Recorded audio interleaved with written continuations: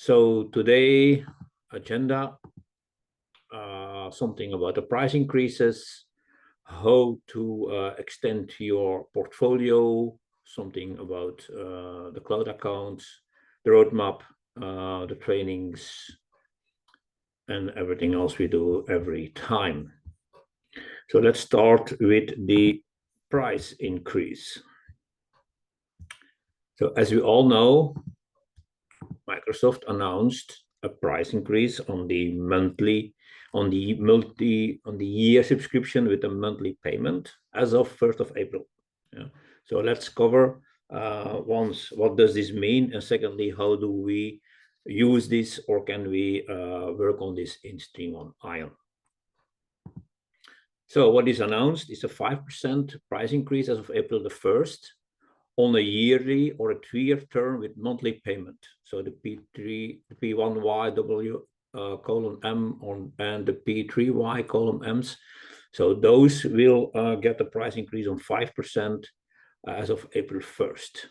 So the P1Y, so the yearlies, the 3-year yearlies, and the 3-year triennial licenses will not be affected, as is the monthly term with monthly payment, which is basically 1/12 of the yearly payment plus 20%, as we all know. Also, that doesn't change. So it's purely on the monthly payments in a longer term that the change is applied. It is applied at renewal and at purchase. I'll give an example. So prior to April 1st, this license, whatever it is 10 euros per month. If we go do a new purchase as of 1st of April, you will pay 10 euros and a half. If I didn't make a mistake in my calculation, it should be 10 euros and a half. Very simple. If you buy 10, obviously you buy 105 euros for the 10 per month in a year term or a 3-year term subscription. By the way, there will be more and more 3-year term licenses coming up in the next couple of months in the portfolio of Microsoft. Imagine that you have already a license with a yearly term with a monthly payment that renews on the 15th of June. So basically, till the 15th of June, you will be invoiced 10 euros a month. As of the 15th of June, so invoice of July, you will be invoiced 10 euros and a half per month. So it is at renewal, so at purchase, or at renewal that you will get the price increase in your license. I hope this is clear. We do get a lot of questions and remarks on this, so that's why I put it on the slide. Okay. So what if you want to keep the current price? So you have a P1Y column M license, so a yearly term with a monthly payment, and you want to make it a yearly payment. So in Stream Ion, you go to Manage Renewal, and then you make the change. So let me show that to you. Where is my browser? Here it is. So I have these licenses available. You see here, this is a PYM, which is an active license. So I go in.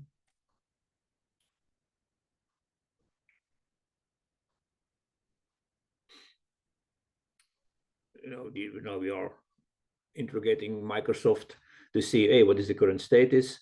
We choose Manage Renewal on the edit, and we change it to monthly or to annual. As you see, I already did it. Why? You can see because currently it's a monthly term, and at renewal it is set to be annual term. Then you do the update, and this change will be done then at update, at renewal. So very simple. Go to manage subscription, manage renewal, edit it, and then change your billing cycle from monthly to annual, as I did now. And you see the current one below the box. Yes. So that is basically how you can quite easy prevent the price increase from your licenses at renewal. You don't need to do it today. Do it a couple of days before the actual renewal of the license. Why not today? Well, that's in the next couple of slides. Why you wouldn't do that today for all your licenses?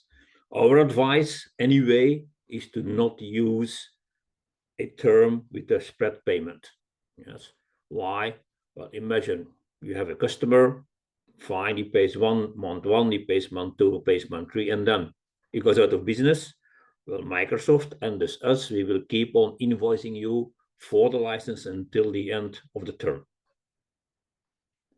If you create a license now, you let the customer pay for a year, he goes then out of business, no sweat, because you are paid by the customer. So to avoid the risk of non-payment, it's better to avoid the spread payments in a year term or a 3-year term. Okay, so how do you do it? You go to manage renewal, as I said. You click on edit, and then you change the billing cycle as you need to change it from an annual. If you have a 3-year, you can also put a year annual or 3-year or 3-annual subscription billing cycle, but today it's an annual, so change it to an annually. So quite simple, that's how you do it.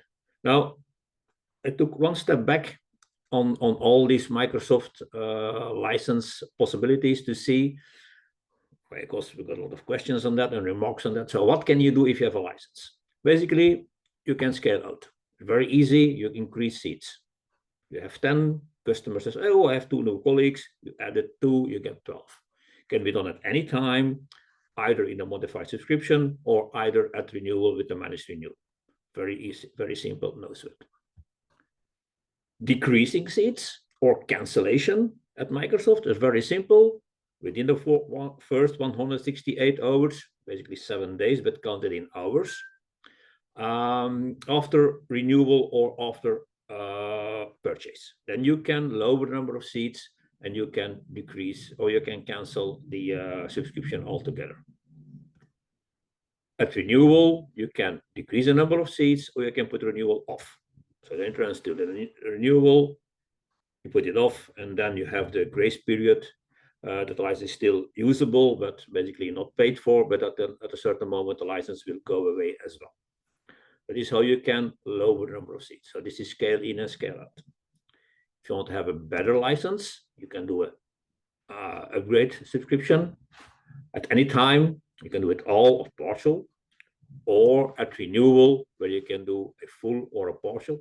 The difference between the two, if you do it at renewal, for instance, you have 10 business standards and you want to upgrade 5 of them to business premium. If you do that at renewal, you will get 5 business premiums without the 5 remaining business standards. From Microsoft, this is quite simple. They say, look, we take one, you have one subscription, we change the subscription, and the rest will fall away. As if you would have canceled the 10 and bought 5 new ones. So this is the difference between upgrade subscription and managed renewal. If you do it at upgrade subscription, you will keep the 5 business standards. You get 2 subscriptions. If you do it renewal, you still have 1 subscription in the end with the upgraded license, but the remaining will be removed. Scaling down, as we all know, this is not possible. So you cannot go to a lower SKU if you want to. You have business premium because I don't want this Intune component. I want to go back to business standard. Not possible at Microsoft in one shot. Basically, what you think you can do is do not renew, and at renewal, buy the lower SKU. That's the only way, basically, to downgrade a license. So if we schedule changes and manage renewal, you can put the auto renew off or on. If you suspend the license or put it on pause, the auto renew is automatically put that on off as well, because it doesn't make really a lot of sense to say I want to suspend it and then keep it live for a long time, because remember, a suspended license will always be invoiced as well by Microsoft.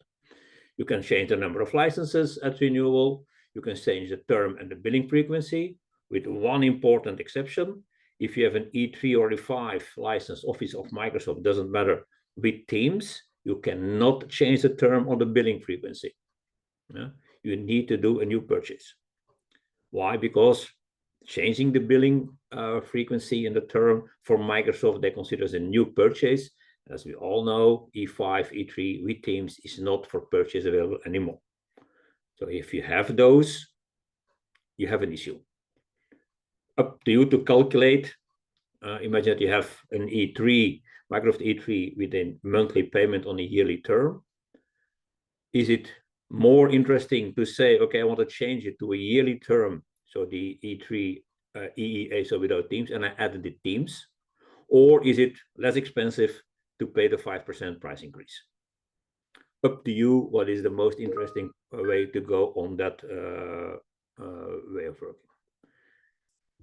You can change the termination, so the end date of a term after the renewal, so not of the current term, but after the renewal. But you can always shorten the term. You cannot extend the term by putting a co-termination. And you can change the SKU only up, scale down, not possible, do not renew and purchase lower SKUs. This is basically what's on the previous slide, but a bit more extended.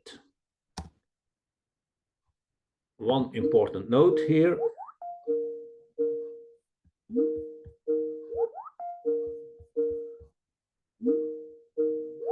Don't know what's happening here now. Roland, Don is currently unavailable. So if you make a change to a license, your programming will follow me. Let me show that, what I mean. So I have this license with currently change. If I go to the license itself, subscription details. So it's this one. No, it's not this one. Let's take the active ones. It was the exchange online. So this one. So if here I suspended or I change the quantity, again, integration Microsoft, what is the current status of the license? We know this takes time. So let me put this back to 1, not possible, Eric, to 3, update.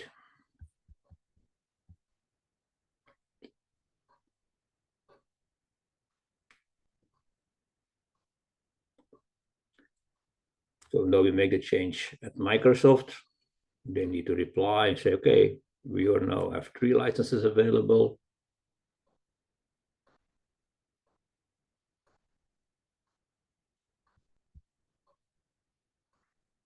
Come on, Microsoft.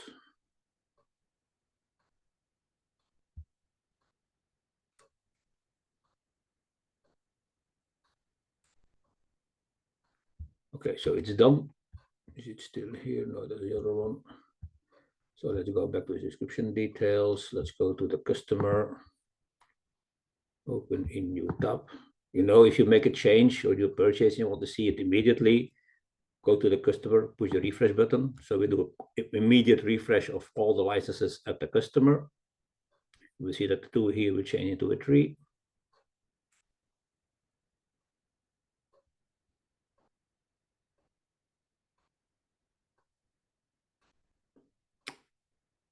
Okay, now go to the license, manage subscription, and manage the renewal. You will see that the change will be gone. So if today you do make a change on the managed renewal for a license that renews in August, for instance, and in the meantime, someone says, but my customer needs one more, you will need to redo the programmation. So you see here where it was before yearly is again put to monthly. So it's very important to remember this. So don't do all your licenses today. Take your list, what is going to expire next week, and do the change on that at that moment. Don't do them all now, because you will forget this. It gets renewed into a monthly term anyway. You only see that invoicing, so the 5% increase will be applied. And then we have an issue with Microsoft to rectify this issue. Okay, where is my PowerPoint? Here. Upgrades. So if you want to upgrade, you get the list of available upgrades. If it's not there, you can't upgrade. You can upgrade it to a new subscription, but remember, you will be bound to the original term. Yeah? So if you have a license that now renews on the 10th of September, you upgrade it to all or partially to a new subscription, That subscription will have an end date of the 10th September, and he'll have a start date of the 11th of September last year, so that you don't have the 168 hours window to cancel or to lower the number of seats. If you go to an existing subscription, which is also possible, you already have business premium, so you I want to upgrade, but I want to keep one subscription. I don't want to get a long list of subscriptions for the same product. Again, you cannot undo it. The term is the original term, but you can only go into an existing subscription if it has the same end date as your current subscription. Yeah. And as we all know, if you upgrade all licenses, auto assignment is done to users. If this is the only license with that type of that only subscription with that type of license. Imagine you have 50 business standards in a yearly term with a yearly payment. For some flexibility, your customer wanted 5 business standards in a yearly term with a monthly payment, so you have 55 in total. If you now upgrade the 5 monthly payments into a yearly payment in business premium, or just upgrade to business premium, excuse me, there will be no auto assignment done because you have 55 in total in the pool. Microsoft does not know which of the 55 needs to be upgraded or which user will get the upgraded license. So the auto assignment only works if you have one subscription with that type of licenses. So give you an example, I have an Exchange Online Plan 1 that ends on the 25th of June. I have already an Exchange Online Plan 2, the 10th of May, Business Standard that ends at 25th of June, and the Business Premium at end of the 7th of August 2025. So it is possible that upgrades to the Business Standard in the same subscription. It's not possible to upgrade to the existing subscription on the Exchange Online Plan 2 or on the Business Premium, because the end date are not the same as on the original subscription. Okay. Bringing me to the cancellation policies. As you know, we have today 6 vendors available in Europe on StreamOne Ion, and they all obviously have different rules on when to cancel or when to stop or lower seats at your subscription. So a Microsoft seat-based, what we call NCE, it's easy 160 hours after purchase or renewal.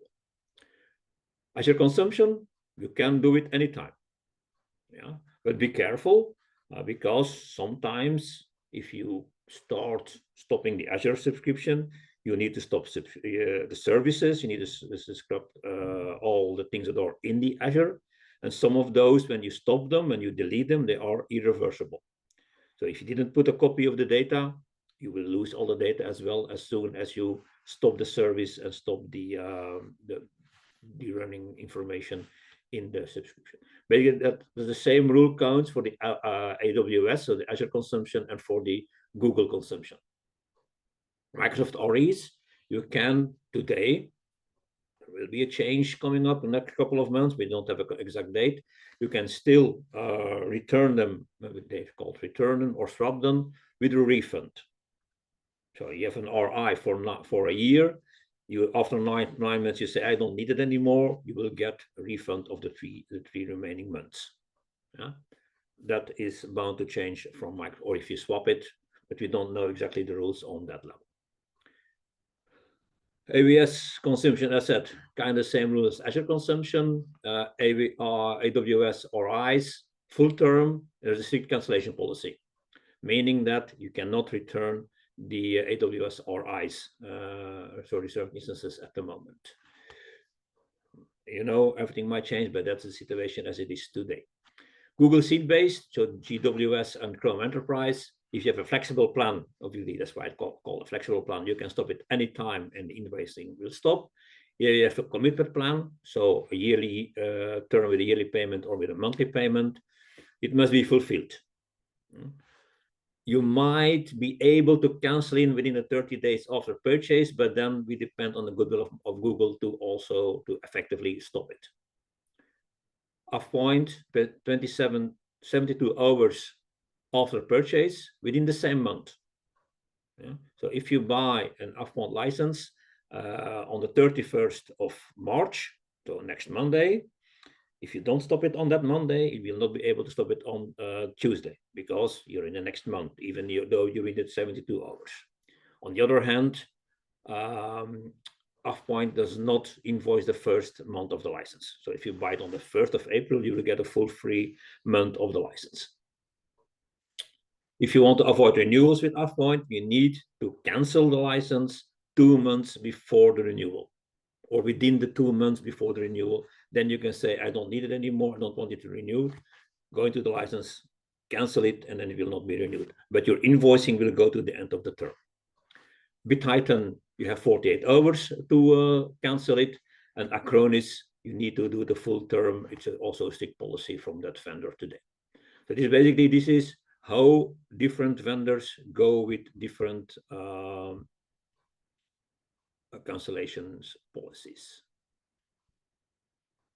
Questions, remarks on this? No, it's a lot. No, it's a lot of things to think about. That's why I put it on the slide. You can unmute yourself normally, and you can talk to me. If not, I continue with the next chapter. Okay. So talking about the different vendors. So how can you go into another vendor? So you're already selling Microsoft or Afpoint or AWS or Google or BitTitan or Acronis, and now you want to start working with another vendor. So you want to extend basically your business with new business lines. So you can request access to another vendor's portfolio. So how do you do that? You go to the partners. You will see one partner, which is the SYNNEX Belgium. You go in, and then you can request access to another program, we call it, for another vendor. You see in this example, my test reseller has a lot of active programs, but you can ask a request. You cannot say, click, I have it. There is always a vetting process going on, meaning we need to check with credit control if they allow you to do that, yes or no. This is standard procedure. Mostly it's not a problem once you have a product or your program or a vendor. It's not an issue to add a second one, but we need to go to the vetting process anyway. If you have an existing one, you can edit. For instance, mostly there is not much information, but if you take the Microsoft CSP one,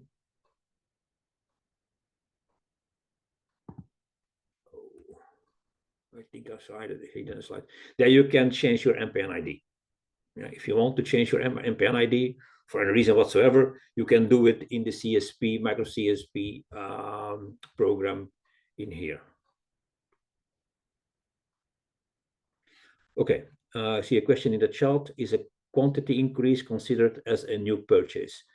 No, if you hire the number of seats, so if you do it the way I did it in the demo, so if you go into manage subscription, if you hire, if you change the quantity here, this is not a new subscription. If you go to the marketplace and purchase the same product again, which is possible, then you get a new subscription with a new term. So difference between increasing the numbers or go to the marketplace and buying new ones. The new one, you will get the same number of licenses in the end, in the same pool, but one with an end date Y, another one with an end date X. So this is a very good question. Thank you for that, Laurent. Very important point, because we often see that people buy, go to the marketplace and add the same product and add the same product and add the same product here. Basically, you create a lot of different subscriptions, which in the long run makes it difficult for you to see what there is and what is there not. Okay. Okay. So which programs to select? So you are doing AWS, you want to add Microsoft, you're doing Afpoint, and you want to have also Google, or you're doing Google, you want to add Microsoft or whatsoever. What are the programs to request? So for Microsoft, it's the Microsoft CSP. You need to have your MPN at hand because you need to fill it in the request. AWS, you need to ask for the AWS solution provider. you need a distributing center agreement, needs to be finalized. So this is an agreement you have with AWS to be able to use us as a distributor. So that needs to be in place, otherwise you cannot fulfill the request. For Google, there are two ones. You have the Google Workspace Reseller Program and the GCP Reseller Program. If you want GCP, you also need to have the Google Workspace Reseller Program. Yeah? So you cannot only ask GCP, because then you get a message, oh, you first need to get the Google Workspace Reseller Program. So the first one is always, if you want to start working with Google, the second one is an extra. So it's kind of an add-on to the GWS Reseller Program. AvePoint, Bit, and Acronis is rather simple. They're called AvePoint Reseller Program, BitItem Reseller Program, or Acronis Reseller Program. There are a lot of unused programs anymore available. These are historic things that you need to keep because someone might still use it. If you see programs like for IBM, you can ask them, but you will be denied at the moment because IBM is not available yet in the European market on StreamOne Ion. As soon as it becomes available, we will inform you, and then you can also start doing other vendors on StreamOne Ion. So how is the flow? You request the asks, you request the new program. Automatically, our backend team in Barcelona get informed. They do the vetting process, so they contact quality control, they check is the program not already on your system and things like that. If approved, then you get a product catalog made available, so you can start purchasing it. If not, well, you don't get the program. This process takes about 2 hours. Yeah, so this is rather fast. As soon as you make the request, we get informed by CloudOps as well that you asked the request. We need to answer one question from our team, and then you can approve it, and then everything is ready for you to start transacting these kind of extra licenses. Oh, here is a slide. Change your NPN. So the Microsoft CSP program, you click it, you enter your new NPN there, you put on request, and then it will be changed in the second part of the month to not disturb the billing cycle, because Microsoft bills us with your current NPN ID. So if you change it in the way, we're going to get a lot of strange things on invoicing. So that's why as soon as the invoicing is finalized, then the actual change is done of the NPN on your account. Okay, questions, remarks?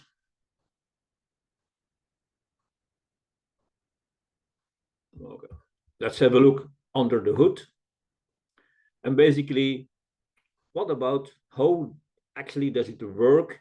What is the link between StreamOne Ion and the tenant of my customer at a specific vendor? So basically, this is cloud accounts.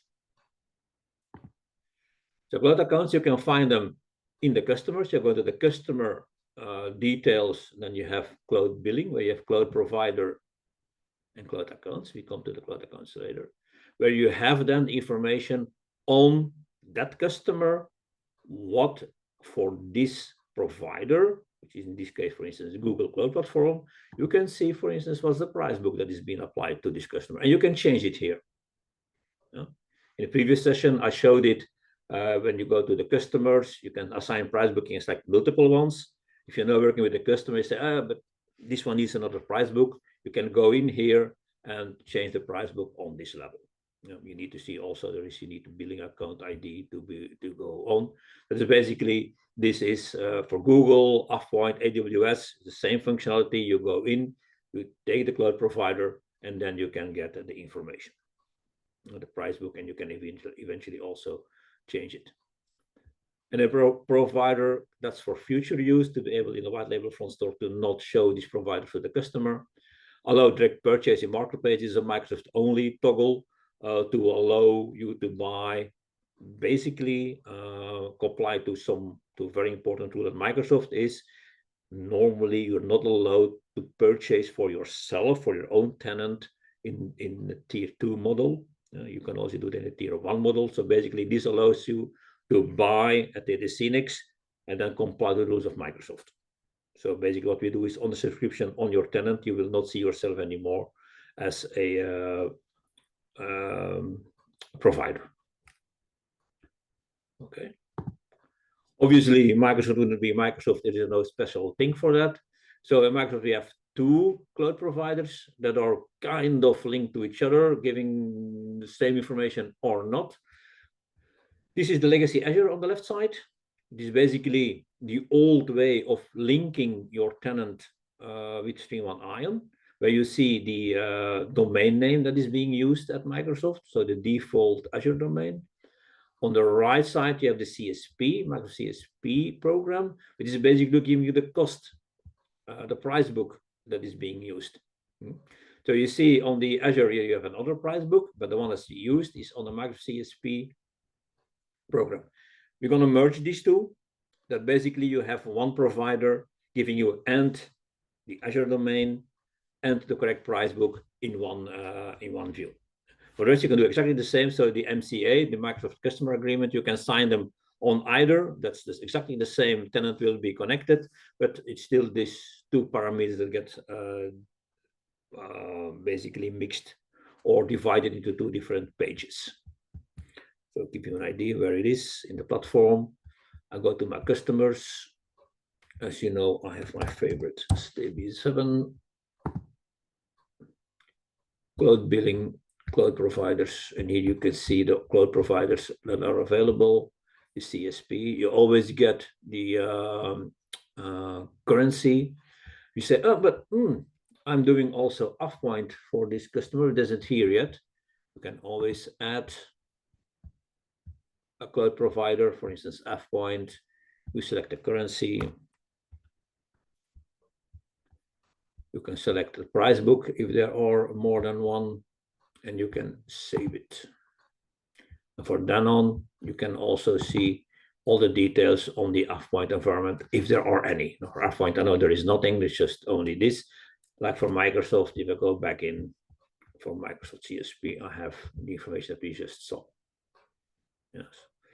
You have also the Microsoft Modern Workplace. This is basically for the legacy licenses, which normally we should not have too much anymore, only academic or charity, and that will also fade out over time to get it out of your system. So the Microsoft Modern Workplace program will go away completely.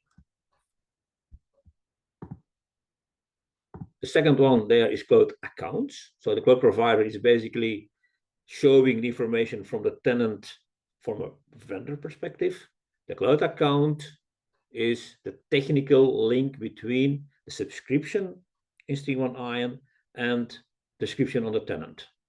Yeah, you can see I have a lot of subscriptions, and basically what you see here is subscription ID, and you can also have them removed. Again, it's a request. You put in the delete request, and then someone in the backend will go in. For instance, this one, accounts, goes in and says, "Oh, this one, yes, I want to delete it." You can change the contact information and the customer PO numbers in here as well if you would like to do that. So delete, okay. And now the deletion request will be sent out to the Cloud Ops team. Will check if there is no active license anymore. Active license meaning that a license that is actually active, or that has still grace period, or that has been active for the last 3 months.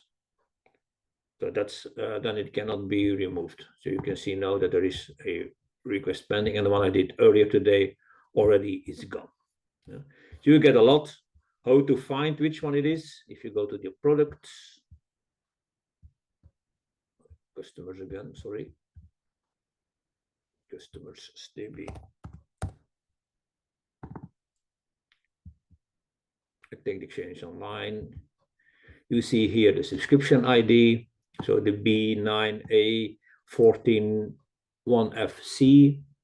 If you go to the cloud providers, no, sorry, the cloud accounts.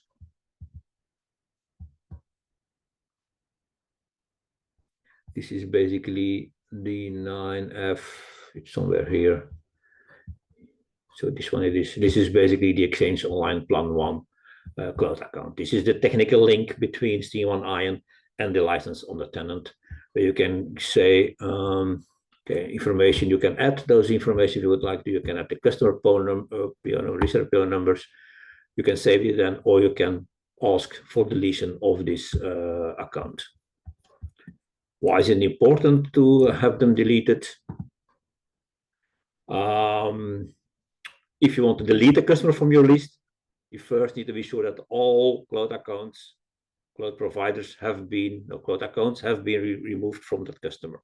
Then you can delete the customer as well from the system. How to add a cloud account? Easily to add them. Don't do it manually. They will be added automatically when you do a purchase. How to delete? So do the request, send out. Can only be deleted if no active licenses is bound to it. So bound meaning active, grace period, or have been active for the last couple of months. Okay. Questions, remarks?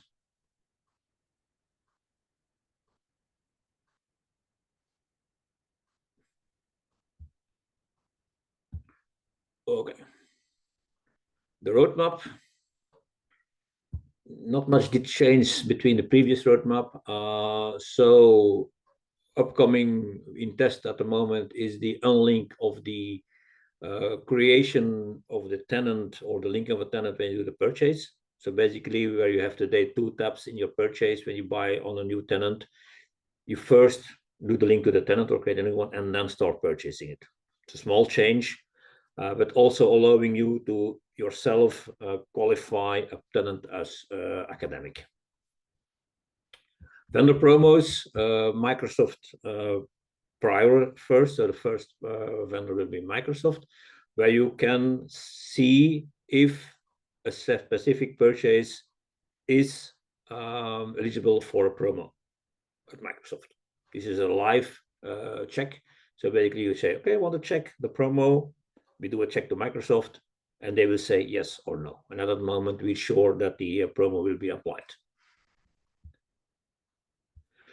The max changes for lifecycle management.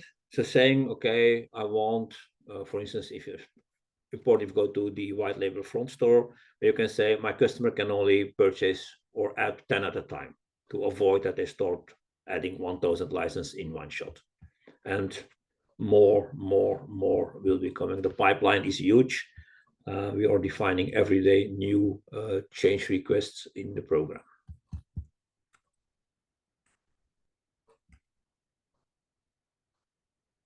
And my PowerPoint gave up, sorry.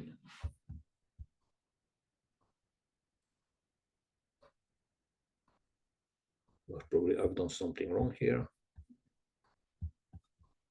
Slideshow. Okay, where I was here. I hope you can still see my screen.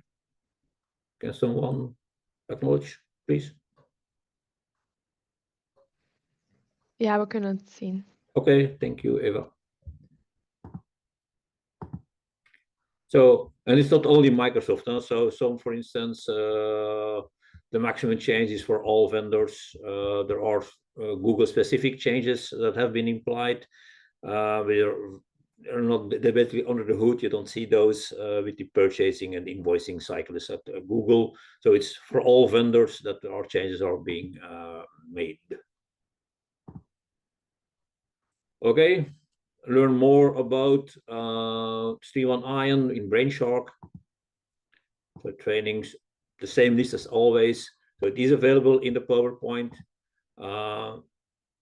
You just click on it and you want to go in and have this kind of training on your license or on the StreamOne Ion environment.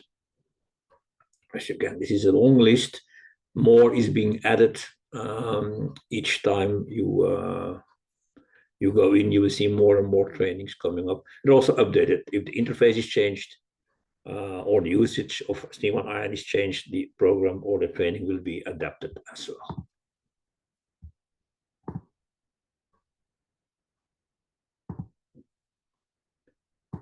upcoming events. Again, the list, go in here and have the last events that are coming up. There is one important on Thursday, but now I forgot the name of it. I should have put it on the slide. I think it was on Fabric something that's going on. There is also an event from Maverick on the large screen solutions we have at SYNNEX. There are a lot of events coming up. Some are more sales related, some are more technical related, but please go into the events. You click on the link and you can see all the events. This is an outdated calendar, sorry for that. Questions, remarks? Please shoot. If you want to see things, if you have remarks, you say, look, oh, I'm interested in that or that or that. Next month, so the 4th Monday of every month, we do these sessions. Please provide me with topics, and I will make sure that the most voted ones will be on the next session on the Steam-on-Iron update call. You can unmute yourself. You can use the chat window.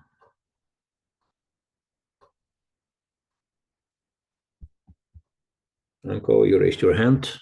Okay.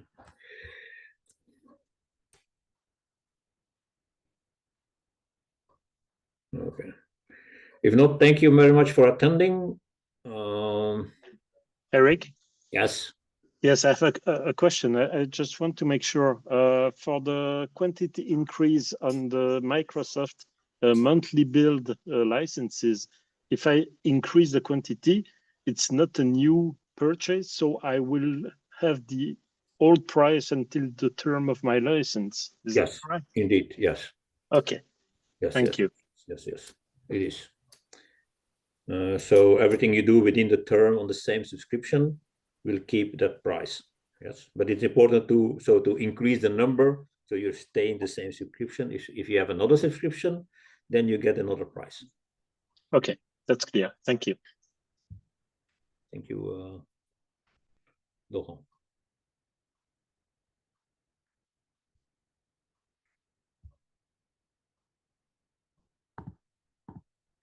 And also always hyperscaler.be at datasynnex.com or microsoft.be, still a valid email address as well for all the vendors that we run. Okay, I forgot to change this. I see now. It's not on Monday, March the 24th. That would be silly. I think it is. Let me check on which one it is. In April, it's on the 21st.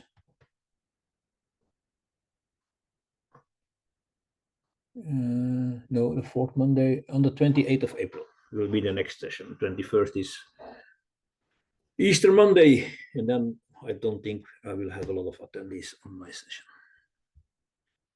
Okay, for now, thank you very much for attending. Hope to see you soon.